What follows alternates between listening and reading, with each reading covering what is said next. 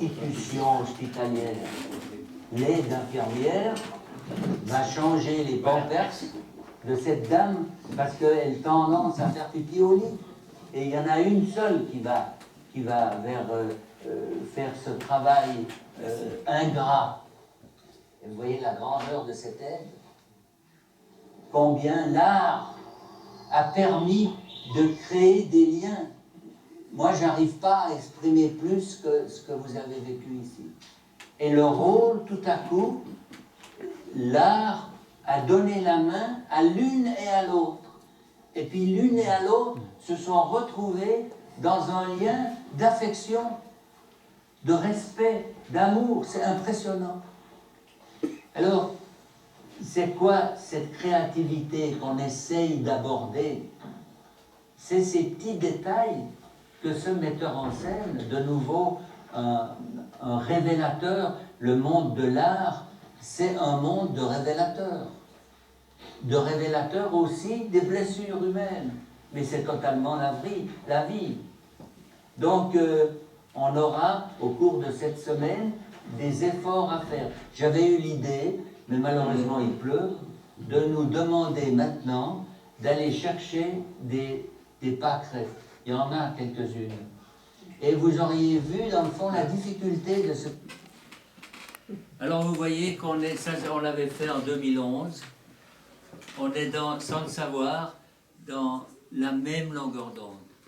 Essayer de révéler, grâce à l'art, et c'est ce qu'on arrive à faire avec le théâtre du vécu, où des patients expriment ce dont ils souffrent, et puis on essaye de leur demander de faire la mise en scène de leur travail. Et puis ma femme fait des ateliers de peinture depuis maintenant plus de 10 ans avec des personnes blessées par la vie, et c'est à travers l'expression artistique. Alors je vous embrasse parce que vous avez fait la même chose. mais sous un autre non, pas tellement distant, parce que je pense que l'art, mon idée de l'art, c'est qu'il faut que l'art touche à tous les champs différents, les différents champs. Le champ de l'économie, la politique, l'éducation, donc l'architecture, les vêtements, tout. Donc la médecine, c'est une des choses que l'art doit toucher. C'est comme vous faites. C'est là qu'on se retrouve, parce que on pourrait être ici, dans un autre lieu où il y a les politiciens, par exemple. Ouais. Ici, c'est la médecine. On pourrait être où il y a les politiciens, mais si on trouvait des politiciens qui venaient m'embrasser comme vous, ça serait formidable. La même chose pour les économistes, vous savez, mais aussi le commerce, parce que la médecine dépend du commerce aussi. Non? Les médicaments, il faut donner l'argent aux plus astucieux. Hein? Non? Alors c'est là qu'on a ce système technique, technologique qui va toucher l'économie, va toucher la politique, va toucher tout ça. Tout est lié dans un sens général. Donc, c'est pour ça que de créer des zones où le système se remet en condition d'humaniser les rapports, c'est la base, d'humaniser les rapports. Mais nous vivons, grâce à la science, grâce à la technologie, plus longtemps. Nous avons des moyens, on fait moins de miracles religieux, on fait plus de miracles scientifiques aujourd'hui, non? mais on est allé, comme je pense, dans toutes les champs, on est allé trop loin dans un sens de profit, d'un profit égoïste, d'un profit capitaliste, on dirait, pas pour être communiste, mais c'est le capitalisme qui a créé ça. Le communisme a fait faillite, le capitalisme continue à pris le relais totalement. Donc c'est une question économique, c'est une question politique. Alors vous voyez, tout ça va ensemble.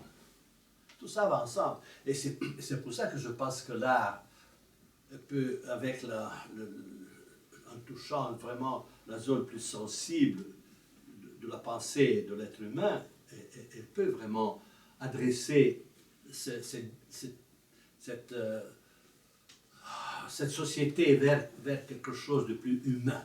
Parce que le mot humain, aujourd'hui, il faut le découvrir, le mettre en marche. Parce qu'on dit qu'on est des êtres humains. Mais ça veut dire qu'on n'est pas des animaux, c'est tout. C'est pas suffisant. Même parfois, les animaux sont plus humains que les êtres humains, je crois. Hein? Parce qu'en effet, s'ils n'ont pas besoin de tuer, ils ne tuent pas. Donc nous, on tue même si on n'a pas besoin. Et ça, c'est horrible. C'est la mentalité qu'il faut changer. Et donc là, on se retrouve dans un lieu où la médecine triomphe. et ça, c'est formidable. Là, il faut vraiment que tous les différents secteurs de la vie sociale se mettent en condition de se relationner de façon différente. Donc, alors, dans le prolongement de ce que vous dites, il y a ce spectre de l'atteinte cognitive au niveau du cerveau dans la maladie d'Alzheimer. Je suis en train de planifier un colloque où ce qui est impressionnant, c'est que dans la maladie d'Alzheimer, l'intelligence, la mémoire disparaît pour toutes sortes de raisons. Mais la chose qui m'impressionne le plus, c'est que tous les sens, et puis l'art est principalement entre autres lié aux sens, sont conservés. Alors, il y a un exemple qu'on m'a cité, que je répète, n'est-ce pas, que je joue. J'ai mon frère ici, c'est un artiste, alors je prends il est malheureusement atteint d'une maladie d'Alzheimer, il ne me reconnaît pas, il a un regard effrayant, et puis quand je me rapproche de lui, il me rejette parce qu'il ne me reconnaît pas. Et puis moi je sais, alors je vous livre quelque chose que j'ai caché en moi. On a tous des passeports, on peut trouver vos empreintes digitales. Est-ce qu'il existe un seul passeport où il y a dans ce passeport les choses auxquelles vous tenez? Et par exemple, il y a des parfums de printemps que je dois respirer. Il y a des couleurs et des rythmes, par exemple la glycine qui tombe. C'est quelque chose, bon. Alors, lui, il adore, il a la maladie d'Alzheimer, il me refuse, il ne me reconnaît pas, mais je sais qu'il adore toucher le mohair. Et j'ai mis une veste de mohair, et puis donc il me refusait, et puis je lui donne la veste de mohair, et puis il se met à la caresser, et il me sourit, mais il ne me sourit pas à moi, il me sourit à ma veste, et à ce moment-là, je peux l'embrasser, et il me caresse mon autre bras. Mais vous voyez comme on pourrait récupérer des milliers et des milliers de personnes à travers un travail fin, avec ce petit dictionnaire, ce petit passeport des éléments affectifs, n'est-ce pas, qu'on devrait mettre à côté du passeport juridique ou politique. Alors, écoutez, j'aimerais encore vous remercier de votre présence et puis du message. Mais vous faites des recherches, ça c'est une recherche importante. Oui, oui, oui. Ce sont des recherches médicales importantes, de sensibles. Oui.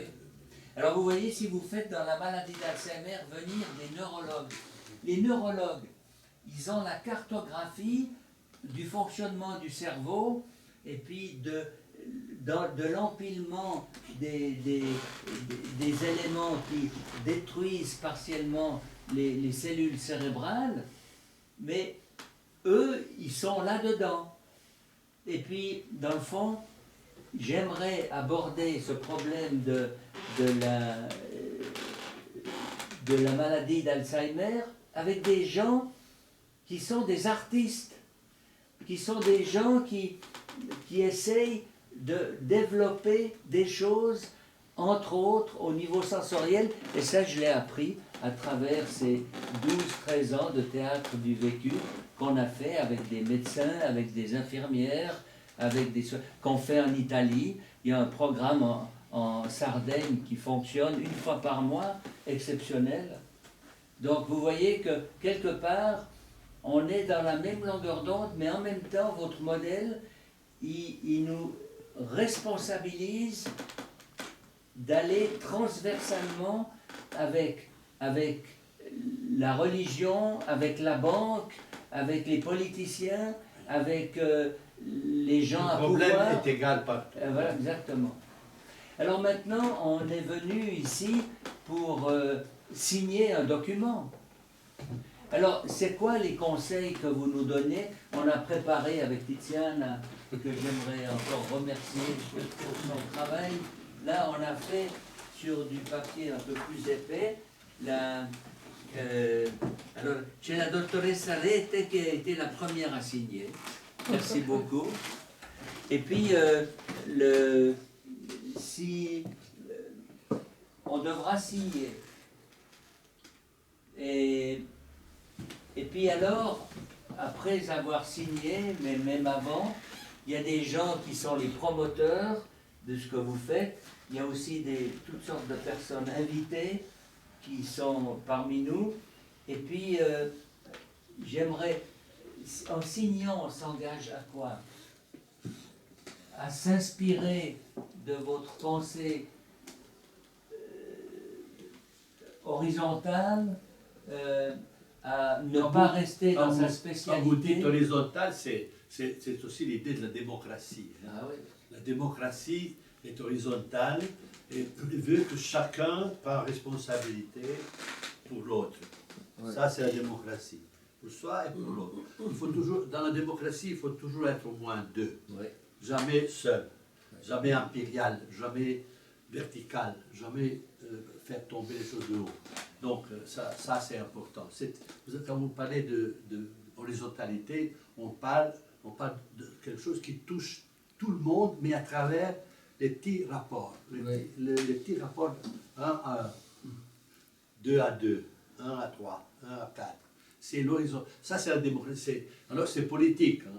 Ce que vous faites, c'est politique. Mais c'est aussi pédagogique. C'est pédagogique. Oui. Voilà. Oui. Alors, vous nous donnez quoi comme recommandation? Vous signez les amis, d'accord, mais ça vous engage à quoi philosophiquement, moralement et professionnellement?